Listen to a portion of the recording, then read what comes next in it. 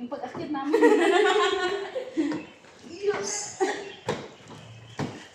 Galan din kami.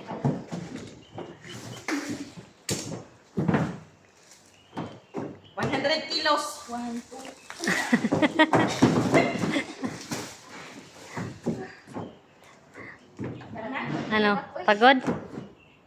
Pagod? Hindi basta-basta na trabaho. Ano lang pagod?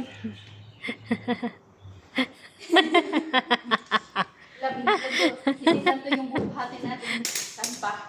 Sa susunod na araw, yan mga bubuhatin din natin yan pag-uulan. Nakita nyo yung visual.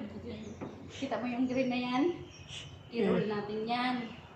Pagkatapos i-roll. Mabigat man yan. Ilang kilo yan? Tingnan mo yung mga braso ko.